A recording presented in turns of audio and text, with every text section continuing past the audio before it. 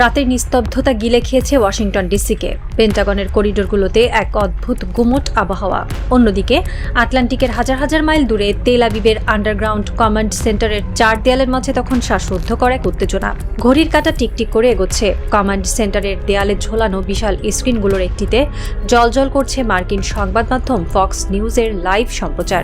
সেখানে কথা বলছেন মার্কিন যুক্তরাষ্ট্রের প্রেসিডেন্ট ডোনাল্ড ট্রাম্প, ইসরায়েলি প্রধানমন্ত্রী বেঞ্জামিন নেতানিয়াহু এবং তার শীর্ষ সামরিক কর্মকর্তারা এক দৃষ্টে তাকিয়ে আছেন সেই স্ক্রিনের দিকে। তারা অপেক্ষা করছেন এক পরম আশ্বাসের, এক ঢাল হয়ে দাঁড়ানোর প্রতিশ্রুতির। কিন্তু ট্রাম্প যখন মুখ খুললেন তখন মনে হলো যেন তেল আবিবের কমান্ড সেন্টারের তাপমাত্রা এক ধাক্কায় হিমাঙ্কের নিচে নেমে গেল।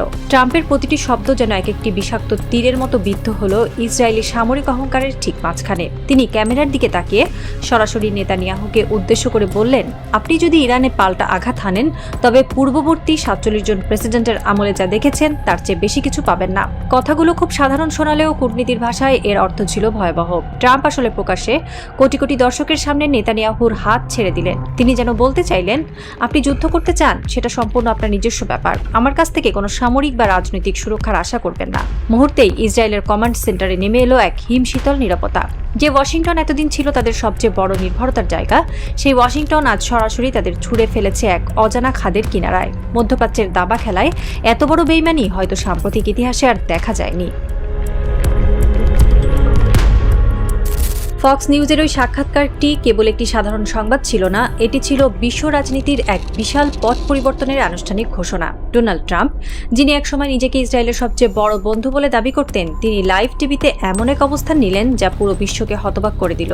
নেতানিয়াহুর জন্য ছিল এটি চরম অবমাননাকর। কয়েক দশক ধরে ইসরায়েল এই আত্মবিশ্বাসে বলিয়ান ছিল যে তারা মধ্যপ্রাচ্যে যাই করুক না কেন শেষ পর্যন্ত মার্কিন যুক্তরাষ্ট্র তাদের ছায়াসঙ্গী হয়ে পাশে থাকবে। কিন্তু আজ ট্রাম্পের এই একটি বাক্য সেই দীর্ঘদিনের সমীকরণকে ধূলিসাৎ করে দিল। আন্তর্জাতিক বিশ্লেষকরা বলছেন, ট্রাম্পের এই পিছু হটা কোনো আকস্মিক ঘটনা নয়, এটি মার্কিন যুক্তরাষ্ট্রের ভেতরে তৈরি হওয়া যুদ্ধক্লান্তি এবং মধ্যপ্রাচ্যের অনন্ত সংঘাতে আর না জড়ানোর এক সুস্পষ্ট নীতির বহিঃপ্রকাশ। ট্রাম্পের এই কথাগুলোর ভেতরের অর্থ খুব নির্মম। তিনি ইসরায়েলকে পরিষ্কার জানিয়ে দিয়েছেন যে ইরানের সাথে পূর্ণমাত্রার যুদ্ধে জড়ালে আমেরিকা তার সামরিক শক্তি নিয়ে ইসরায়েলের পাশে এসে দাঁড়াবে না। ইসরায়েল যদি একা লড়তে চায় তবে তাদের একা লড়তে হবে, আর একা লড়ার পরিণতি যে কতটা ভয়াবহ হতে পারে তা ইসরায়েলি সামরিক নেতৃত্ব খুব ভালো করেই জানে। ওয়াশিংটন যখন ইসরায়েলের দিক থেকে মুখ ঘুরিয়ে নিচ্ছে তখন তেহরান বসে নেই। তারা তাদের পরবর্তী চালটি দিয়েছে অত্যন্ত সুনিপুণভাবে। ইরানের সামরিক ও আধ্যাত্মিক কমান্ড সেন্টার, যা সিল অফ দ্য প্রফেটস সদর দপ্তর নামে পরিচিত, সেখান থেকে এক চাঞ্চল্যকর ঘোষণা এসেছে। তারা লেবাননের নির্দিষ্ট কিছু অঞ্চলকে সরাসরি ইরানি রেড লাইন বলে বা লাল রেখা হিসেবে ঘোষণা করেছে। এর অর্থ হল, লেবাননের এই নির্দিষ্ট অঞ্চলগুলোতে ইসরায়েলের যে কোনো সামরিক অনুপ্রবেশ বা হামলাকে সরাসরি ইরানের সার্বভৌমত্বের ওপর হামলা হিসেবে গণ্য করা হবে। এতকাল ইরান প্রক্সি বা ছায়াযুদ্ধের মাধ্যমে লেবাননের হিজবুল্লাহকে সমর্থন দিয়ে আসছিল, কিন্তু এই ঘোষণার মাধ্যমে তেহরান লেবাননের মাটিকে সরাসরি তাদের নিজস্ব সামরিক প্রতিরক্ষার বলয়ে নিয়ে এলো। ইসরায়েলের জন্য এটি একটি বিশাল কৌশলগত ধাক্কা। লেবাননে ঢুকে হিজবুল্লাহকে নির্মূল করার যে স্বপ্ন তারা দেখছিল তা এখন সরাসরি ইরানের সাথে সর্বাত্মক যুদ্ধের রূপ নিতে পারে। তেহরানের এই রেড লাইন ঘোষণা প্রমাণ করে যে ইরান আর কেবল প্রক্সি যুদ্ধে সীমাবদ্ধ থাকতে চাইছে না, তারা সরাসরি ফ্রন্ট লাইনে এসে দাঁড়িয়েছে এবং ইসরায়েলকে এক চরম মনস্তাত্ত্বিক চাপের মধ্যে ফেলে দিয়েছে। বিশ্ব রাজনীতির সবচেয়ে নাটকীয় দৃশ্যটি তখন মঞ্চস্থ হচ্ছিল তেহরানের মাটিতে। ফক্স নিউজে ট্রাম্প যখন নেতানিয়াহুকে একা ফেলে দিচ্ছেন, ঠিক সেই মুহূর্তেই মার্কিন কূটনীতিকদের ফোন অবিরাম বেজে চলেছে আরেক রাজধানীতে, ইসলামাবাদ। মার্কিন যুক্তরাষ্ট্রের শীর্ষ কর্মকর্তারা এই মুহূর্তে নিবিড় এবং জরুরি যোগাযোগ চালিয়ে যাচ্ছেন পাকিস্তানের সেনাপ্রধানের সাথে।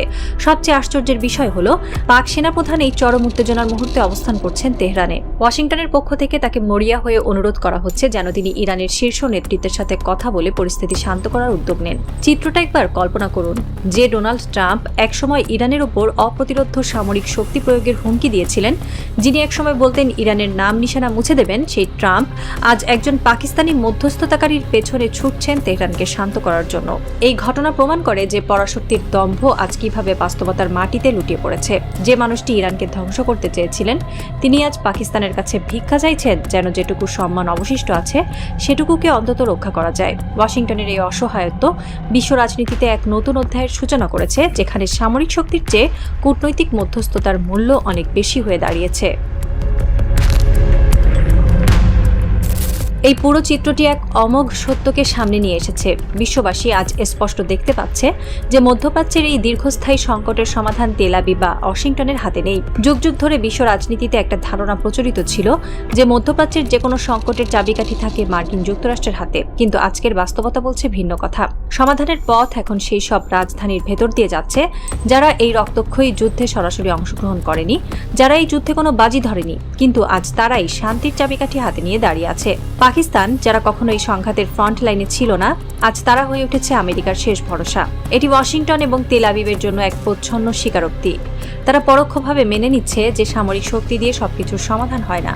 অস্ত্রের ঝনঝনানি আর বোমার গর্জনে হয়তো সাময়িক ধ্বংসযজ্ঞ চালানো যায়, কিন্তু টেকসই শান্তি প্রতিষ্ঠা করা যায় না। ইতিহাসের পাতা একটু পেছনে উল্টালে আমরা দেখতে পাবো এই সংকটের পূর্বাভাস আগেই দেওয়া হয়েছিল। সময়টা ছিল 21শে ফেব্রুয়ারি 2026। যুদ্ধ তখনও সর্বাত্মক রূপ নেয়নি। ঠিক সেই সময়টাতে সৌদি আরবের পক্ষ থেকে বিশ্ব সম্প্রদায়কে এক কড়া সতর্কবার্তা দেওয়া হয়েছিল। রিয়াদ স্পষ্টভাবে জানিয়েছিল যে সামরিক শক্তি প্রয়োগের মাধ্যমে মধ্যপ্রাচ্যে কোনো সমাধান অর্জন করা সম্ভব নয়। তারা ওয়াশিংটন ও তেল আবিবকে সতর্ক করেছিল যে জোর জবরদস্তির নীতি এই অঞ্চলকে কেবল একটি খাদের কিনারায় নিয়ে যাবে। কিন্তু অহংকারে অন্ধ হয়ে থাকা সামরিক শক্তিগুলো রিয়াদের সেই সতর্কবার্তাকে আমল দেয়নি। তারা ভেবেছিল অত্যাধুনিক যুদ্ধবিমান আর মিসাইল ডিফেন্স সিস্টেম দিয়ে তারা সবকিছু নিজেদের নিয়ন্ত্রণে রাখতে পারবে।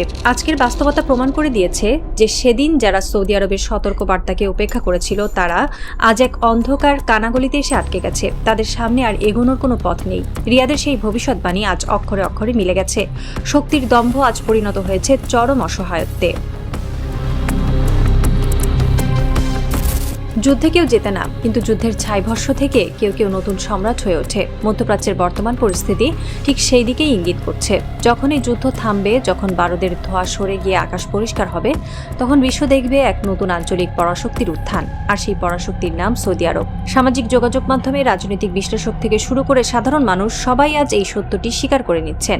যেমন জারিন বালুচ নামের এক পর্যবেক্ষক তার এক্স হ্যান্ডেলে লিখেছেন, এই যুদ্ধ যখন শেষ হবে তখন সৌদি আরব এই অঞ্চলের রাজায় পরিণত হবে। সবাই এখন সৌদি আরবকে তাদের পাশে চাইবে। ইসরায়েল, ইরান, আমেরিকা, চীন সবাই। সৌদি আরব সত্যিই দারুণ খেলেছে, তাদের প্রতি স্যালুট। কথাটা আক্ষরিক অর্থে সত্য। রিয়াদ অত্যন্ত সুনিপুণভাবে নিজেদের এই সংঘাত থেকে সরাসরি দূরে রেখেছে। তারা কোনো পক্ষ না নিয়ে নিজেদের অর্থনীতি, কূটনীতি এবং বৈশ্বিক সম্পর্ককে শক্তিশালী করেছে। একদিকে তারা চীনের সাথে ঐতিহাসিক সম্পর্ক গড়ে তুলেছে, অন্যদিকে আমেরিকার সাথে তাদের কৌশলগত সম্পর্ক বজায় রেখেছে। আবার ইরানের সাথেও তারা কূটনৈতিক সম্পর্ক পুনঃস্থাপন করেছে। আজকের দিনে দাঁড়িয়ে ইসরায়েল চাইছে সৌদি আরব তাদের স্বীকৃতি দিক, ইরান চাইছে সৌদি আরব তাদের সাথে শান্তি বজায় রাখুক, আমেরিকা চাইছে সৌদি আরব তেলের বাজার ঠিক রাখুক এবং চীন চাইছে সৌদি আরব তাদের বলয় এবং সড়ক উদ্যোগের অংশীদারি হোক। সবাই যখন একে অপরের রক্ত ঝরাতে ব্যস্ত, সৌদি আরব তখন নীরবে নিজেদের সিংহাসন প্রস্তুত করেছে। তারা প্রমাণ করেছে যে আসল ক্ষমতা অস্ত্রের জোরে নয়, বরং কৌশলগত নীরবতা এবং কূটনৈতিক ভারসাম্যের উপর দাঁড়িয়ে থাকে। তেহরানের রাত তখন আরও গভীর। পাক সেনা প্রধানের কনভয় সবেমাত্র ইরানের সুপ্রিম লিডারের বাসভবন থেকে বেরিয়ে এয়ারপোর্টের দিকে রওনা হয়েছেন। গাড়ির ভেতরে বসে থাকা সেনাপ্রধানের হাতে থাকা স্যাটেলাইট ফোনটা হঠাৎ বেজে উঠল। কলার আইডিতে ভেসে উঠল একটি মার্কিন নম্বর, হয়তো হোয়াইট হাউসের কোনো শীর্ষ কর্মকর্তা কিংবা হয়তো স্বয়ং ট্রাম্প। অন্যদিকে তেল আবিবের সেই আন্ডারগ্রাউন্ড বাংকারে বসে থাকা নেতানিয়াহু তখনও ফক্স নিউজের ব্ল্যাঙ্ক স্ক্রিনটার দিকে শূন্যদৃষ্টিতে তাকিয়ে আছেন। তার চারপাশে জেনারেলদের মুখে কোনো কথা নেই। তাদের মনে একটাই প্রশ্ন, এরপর কি? আমেরিকা যদি পাশে না থাকে তবে কি তারা নিজেরাই নিজেদের কফিনে শেষ পেরেক ঠুকবেন? লেবাননে ইরানের রেড লাইন কি তারা অতিক্রম করার সাহস দেখাবেন? ঠিক সেই মুহূর্তে রিয়াদের রাজপ্রাসাদের একটি অলিন্দে দাঁড়িয়ে এক রাজকীয় ছায়ামূর্তি ধোয়া ওঠা কফির কাপ হাতে দূরের মরুভূমির দিকে তাকিয়ে আছেন। তার ঠোঁটের কোণে এক রহস্যময় হাসি। তিনি জানেন কাল সকালে যখন সূর্য উঠবে তখন বিশ্বের তাবর তাবর নেতারা তার কাছেই ধর্ণা দেবে। ওয়াশিংটনের দম্ভ চূর্ণ হয়েছে, তেল আবিব আটকে গেছে অস্তিত্বের সংকটে, আর তেহরান খেলছে স্নায়ুযুদ্ধের চরম খেলা। কিন্তু আসল রাজদণ্ড এখন রিয়াদের হাতে। পাক সেনাপ্রধান স্যাটেলাইট ফোনের কলটা রিসিভ করলেন। ওপাশ থেকে ভেসে আসা গলাটা বেশ কাঁপা কাঁপা নার্ভাস। জেনারেল, তারা কি রাজি হয়েছে? তারা কি আক্রমণ থামাবে? মার্কিন কণ্ঠস্বরে চরম অসহায়ত্ব।